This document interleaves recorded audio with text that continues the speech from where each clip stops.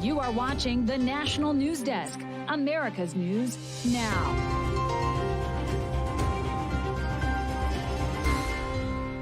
A tale of two coasts, a historic drought on one side of the country while the other braces for a deluge of rain and snow. I don't think that it's going to be a secret for all that long. Frankly, I would like to see Congressman Gaetz have it released. House Ethics Committee has not decided what to do with their Gaetz report, why the details could come out with or without approval. And protecting children online. The change is coming to social media that gives parents more control over what their children see and who they can talk to. This is the National News Desk, America's News Now. I'm Amira David. Tonight, dry weather and wind contributing to elevated wildfire conditions throughout the Northeast. Massachusetts continues under a red flag warning, while Connecticut is under a statewide fire alert. Both states' governors warning residents of a high chance of brush fires breaking out. And we want to give you a live look over New York City, where dry conditions there have triggered its first drought warning in more than 20 years. New Yorkers are being asked to conserve water by limiting their faucet and shower usage. New York City Mayor Eric Adams says the city needs about 8 inches of rain to get back to normal levels, and no rain is in the forecast until Thursday. Meanwhile, on the Pacific Coast, more than 7 million people in Washington, Oregon, and Northern California bracing for what meteorologists are calling a bomb cyclone and an atmospheric river combining for a major weather event. In the coming days, some areas will receive 10 to 20 inches of rain and snow. Higher elevations in the mountains are expecting 2 to 3 feet of accumulation. Forecasters warning of power outages there and flash flooding. And tonight, an unknown entity now has part of the unreleased House Committee ethics report into Attorney General nominee and former Congressman Matt Gaetz. The New York Times is reporting that an unauthorized person used the fictitious name Altum Beasley and gained access to dozens of witness depositions, including sworn testimony that then Congressman Gaetz had an illicit relationship with an underage female. Gaetz has repeatedly denied those accusations, and the DOJ decided not to officially charge him when they investigated the same claims. But the Ethics Committee meets tomorrow and could vote to release that report on their own. Speaker Mike Johnson opposes that option, while Senator Tom Tillis says the information is coming out one way or another. It's nonsense. I mean, we're creating a false crisis because the reality is all that information is going to be on display at the hearing. Manhattan prosecutors today rebuffed President-elect Donald Trump's request to dismiss his hush money criminal conviction in the wake of his presidential victory. But in a win for Trump, a court has called off his sentencing set for November 26th, signaling instead a willingness to freeze the case while he holds office. Trump's lawyers will continue to urge the judge to dismiss the case ahead of the presidential inauguration. The president-elect is set to become the first person to assume the nation's highest office with a criminal record. South Carolina Republican Nancy Mace confirmed today her resolution to ban the use of transgender restrooms at the U.S. Capitol is a direct response to Delaware Representative-elect Sarah McBride, who became the first openly transgender person elected to Congress. The Congresswoman spoke about the abuse she has experienced as a rape survivor and said women are vulnerable in private spaces. So I'm absolutely 100% going to stand in the way of any man who wants to be in a women's restroom, in our locker rooms, in our changing rooms. I will be there fighting you every step of the way. Incoming House member Sarah McBride criticized the bill as a publicity stunt, saying in part this is a blatant attempt from far-right extremists to distract from the fact that they have no real solutions to what Americans are facing. House Speaker Mike Johnson sidestepped the issue today, saying he seeks to see all people respected in Congress. There's a concern about the uses of restroom facilities and locker rooms and all that. This is an issue that Congress has never had to address before, and we're going to do that in a deliberate fashion with member consensus on it, and we will accommodate the needs of every single person. The head of FEMA faced intense questioning about the federal response to the communities devastated by Hurricanes Helene and Milton. National correspondent Kayla Gaskins joining us from Capitol Hill, where lawmakers want answers for the appeared politicization of disaster relief.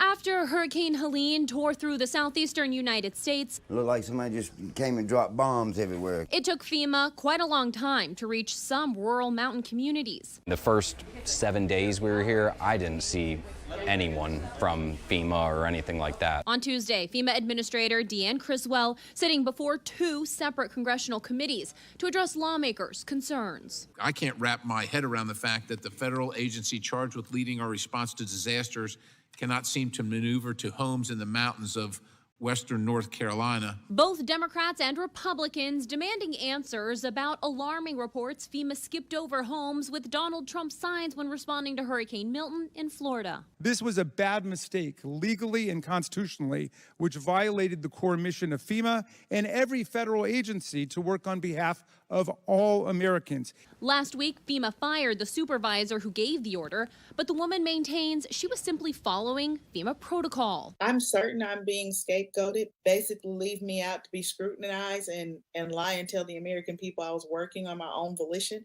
I don't create policy, FEMA does. I just implement it in the field. Criswell pressed on allegations a second FEMA official backed up those claims. Who says that the agency's practice of skipping Trump-supported houses or avoiding white or conservative-dominated disaster zones altogether is an open secret at the agency and has been going on for years. What is your response to that statement? We have investigated this incident, but the evidence that I have seen so far shows that this was an isolated incident. And meanwhile, Congress and President Biden are working out how to get more funding to FEMA. The president asking for an additional $40 billion to support the disaster relief program. And Kayla, how was Biden's request received on Capitol Hill? So, Amira, lawmakers were expecting a big number. They were already anticipating that this request could come. The total is actually closer to $100 billion. But like I said, $40 billion of that, that's the biggest chunk, is meant for FEMA disaster relief. Speaker Mike Johnson saying they will evaluate the request and make sure to deliver for those hurricane victims. But with many Republicans pushing for severe cuts to government spending, that's to address the federal debt, there will likely be some debate over what to do about portions of Biden's total $100 billion request. The Senate will take a deep look at this tomorrow. Amira. All right, live from Washington, D.C., Kayla Gaskins, thank you for that report.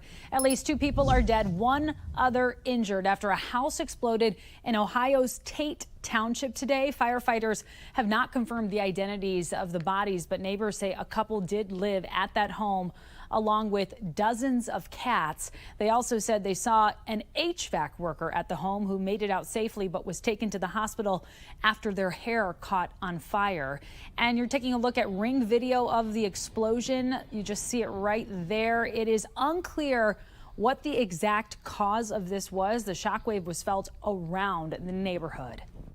And then as I came outside, it was snowing, insulation, pieces of the house in my driveway, in my yard. Seen neighbors coming down. We all wanted to help, but there was nothing that we could have done. And this just in, prosecutors have rested their case against Jose Ibara. That's the man accused of killing Georgia nursing student Laken Riley during her morning jog back in February. Ibara has pleaded not guilty, but today another emotional day in court as police detectives reveal the timeline of Riley's final cell phone activity, including the last attempt she made to connect with her mother on that fateful morning. And what is the text? Says, good morning, about to go for a run, if you're free to talk. And the timeline of correspondence also showing Riley attempted to call 911 just minutes later, though that call was abruptly ended. Prosecutors alleging it was Ibara who blocked her from making that call. Ibara's status as an undocumented immigrant from Venezuela has transformed the case into a national lightning rod over crime and illegal immigration. He's waived his right to a jury trial, meaning the judge will unilaterally issue a verdict in this case. A Wyoming judge has struck down the state's overall law on abortion and the use of medication to terminate pregnancy. The judge's decision, another victory for abortion rights advocates following the passage of abortion measures in 7 other states. The judge said one law violated the rights of women under the state's constitution, while the other made Wyoming the only state to prohibit abortion pills. 13 states have banned abortion at all stages of pregnancy, with few exceptions, and 4 states have banned the procedure after 6 weeks of pregnancy. A Maryland family is asking questions after they say their 2nd grader was hung in the school bathroom. Tonight, the boy is back home and recovering, but as Brad Bell explains, the school still does not have all the answers. What is not in dispute about what happened inside Barnhart Elementary is that the 7-year-old 2nd grader was in a life-threatening situation in a school bathroom. It was dangerous and terrifying for him and his family. According to sources, this is how things played out in that school bathroom. There was a stall door like this one that opened outward. It had a clothes hanging hook like this one. The 2nd grader was wearing a hoodie. It was caught on that hook. The boy suspended in air, choking on the front of his own sweatshirt. The school's principal finding him, getting him down and to the hospital, putting out an initial statement that the incident was the result of, quote, horseplay involving the 2nd grader and another student who we now know to be an 11-year-old 4th grader. Reliving it, it's hard. Like seeing my grandson, it's hard. That is the boy's grandmother speaking out but asking not to be shown or identified. He's so little, and just knowing what happened and just trying to picture or imagine him hanging. The boy's mother on the phone, rejecting the notion that this was 2 kids playing. That this was no horse playing. I want my child's voice to be heard. I want to be my child's biggest advocate. So she posted on Instagram that her son was hanged in school. The post going viral with hundreds of thousands of views, many believing it a racially motivated incident. But the children are both the same race, and the family is now asking for calm. It's not a hate crime, but it's something that shouldn't have happened. We've asked the Charles County school system for answers about how it happened, about supervision and bullying. The superintendent sending out a statement saying that they are still investigating. The good news is the 2nd grader is now home. He has some bruising, but is on the mend. The only saving grace is that he's here. And that was Brad Bell reporting. Coming up, the Russia-Ukraine war passes a major milestone, both in length and the weaponry being used, the dangerous threats that now come as a result of both. Then the major change coming to an online children's game as parents seek more control over protecting their kids. And a pawn shop looted, guns stolen. Why authorities believe this was an operation well planned to succeed.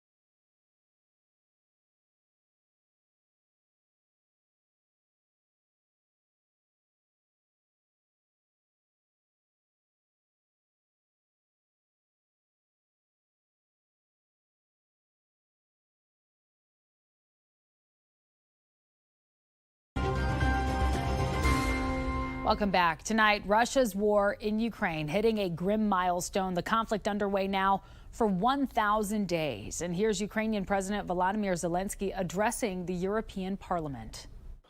Thank you for ensuring that not a single one of the 1,000 days of this terrible war became a day of betrayal of our shared European values. And the 1,000-day mark comes as major escalation in the region brings real concerns about the use of nuclear weapons. Earlier today, Ukraine fired U.S.-made longer-range missiles into Russia for the very first time, just 2 days after the Biden administration gave Kyiv the green light to make the controversial move. Russia's defense ministry says it shot down 5 out of the 6 missiles that fell with no reports of injuries. But after the attack, President Putin of Russia updated the country's nuclear doctrine to say Moscow will consider aggression from any non-nuclear state with the participation of a nuclear country as a joint attack on Russia. And it's unclear how Russia may respond. New changes are coming to Meta's Instagram. In a blog post today, the operator said users will soon be able to reset recommended algorithms that operate what kind of content the users see as they use the site. This function is seen as a way for teens to access more appropriate content, something one congressional bill, the Kids Online Safety Act, would address if passed into law. And the game Roblox is also getting some big updates for parental controls. The digital gaming platform lets users create and share experiences with friends, but children under the age of 13 will no longer be able to directly message other gamers, and that's a big change. The National News Desk's Jeff Harris has more on what parents can do to safeguard online messaging on that platform.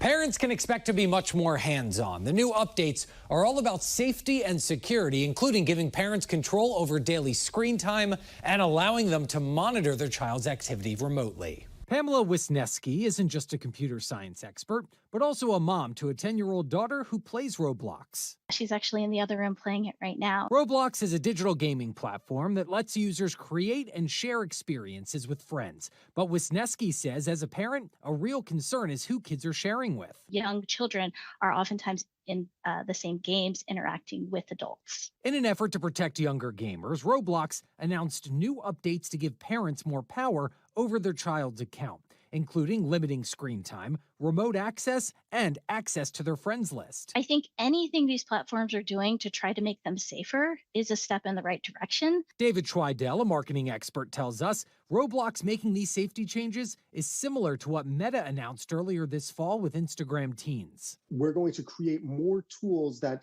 we can put into parents' hands so that parents can have more fine-grained control. But he believes more needs to be done and parents shouldn't have to bear all the responsibility. I don't think it goes nearly far enough if the true goal is to make it a safe platform for minors. A thought Wisniewski agrees with, adding she believes the gaming and social media companies need to be held to higher standards. The problem is that we need a more holistic approach that's not just moving towards more parental control and less accountability of the platform. Now, these changes come following recent reports and criticism of the gaming platform's child safety protections. Now, included in the changes is also a setting auto-blocking direct messages to users under the age of 13. I'm Jeff Harris reporting from Washington. Jeff, thank you. About an hour ago, SpaceX test launched its Starship rocket for a 6th time. The booster rocket flew for about 7 minutes, landing in the Gulf of Mexico. But the criteria necessary for the rocket to be caught were not met, while the Starship stayed in space to collect more data. And we do know that President-elect Trump watched that launch live. As we head into the winter season of illness, the perfect prescription for good health may be to add a few good foods to your menu. Medical reporter Liz Bonis shares how they can help in healing. Hey there, everybody. Well, no single food will fight off all the viruses and aches and pains we get this time of year. Several now added to your diet may have healing properties. They include many you are likely already buying this time of year. Fresh veggies for sure. I feel like as soon as the weather starts to turn, I'm craving that. Nate Hale is right. Some of the best veggies for staying well include spinach, broccoli, mushrooms, and squash.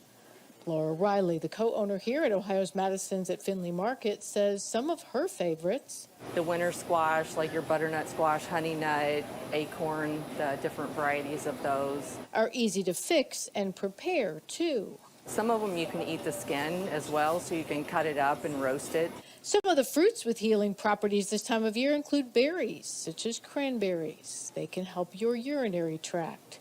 Citrus fruits such as oranges, lemons, or grapefruits have vitamin C to help your respiratory tract. And then there's the toppers, those such as Melanie Slane. I always come here for my cheeses and fresh herbs to finish out the dishes. No, fresh ginger, garlic, and other herbs can help clear up stuffed sinuses this time of year.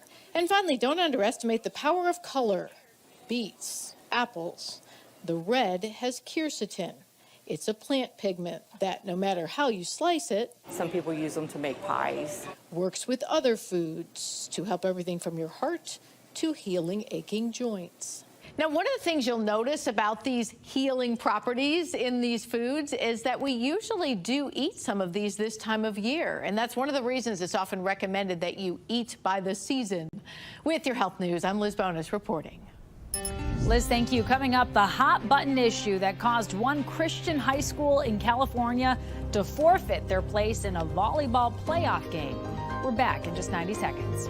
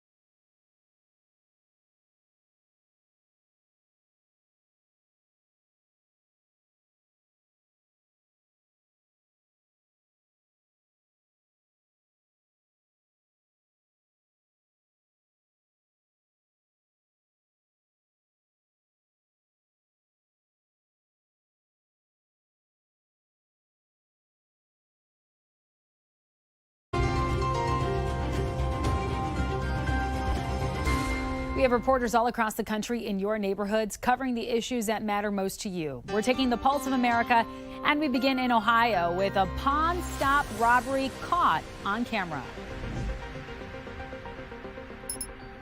Sometimes you get a lot of false alarms, but this one was different. Gabe Tincher woke up early Saturday morning to the alarm going off at his shop.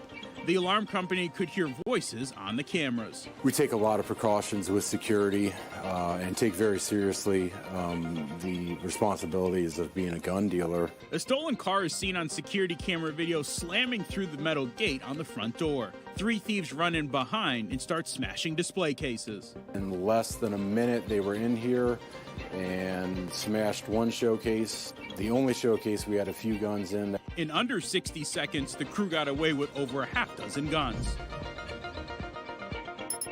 It's playoff season for volleyball teams across the state, now putting sweat, tears, and months of work to the test. Something the Stone Ridge Christian Schoolgirls volleyball team from Merced says it didn't get the chance to do by choice. That's after withdrawing from the second round of the 2024 California Interscholastic Federation State Girls Volleyball Championships. Why? A spokesperson for the school says it found out there was a biological male expected to play Saturday on the opposing team from San Francisco Waldorf School. In a statement to Fox 26, it said, "We will always stand for biblical truth and what is right. Girls must compete against girls for fairness, safety, and truth." It also sent this email to Stone Ridge Christian families saying, "We do not believe sex is changeable and we do not intend to participate in events that send a different message." The The Imagine Children's Museum is among the Everett businesses making it known through window signs they are trying to keep trespassers out. What kind of problems are you seeing in this specific area?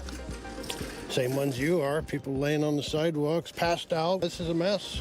It ain't like Seattle, but, you know, I've seen it go from very nice to this. It's one of the main drivers for making this stretch of downtown a so-called service facility buffer zone. A city council committee says that means people can be cited for blocking some public spaces. As our cameras saw, police are enforcing the new rules between California and 33rd Streets and from Grand Avenue to Oaks Avenue. This brings the city's total number of these buffer zones to 4. I wish they had more of them. Yeah. Why is that? Well, I pay taxes in this town. Why should I have to walk over people? And just ahead, the Cleveland Cavs get closer to conquering a piece of NBA history, the latest on their unstoppable winning streak.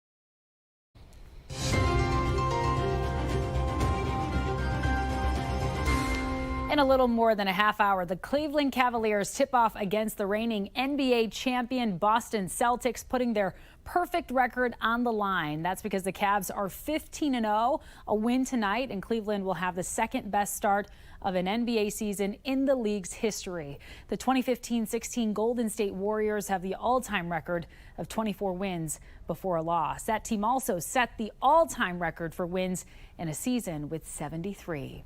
And NHL fans will have to wait a little longer to see if history can be rewritten on the ice. Washington Capitals star Alex Ovechkin is now considered out week to week after injuring his lower left leg in a game at Utah last night. Washington's Great Eight leads the league this season with 15 goals in just 18 games. More importantly, he is only 27 goals shy of breaking the once thought to be unreachable record set by Wayne Gretzky of 868 career goals. And that does it for this edition of the National News Desk. We do invite you to join us again this evening for more coverage of America's top stories. I'm Amira David. Thanks so much for watching.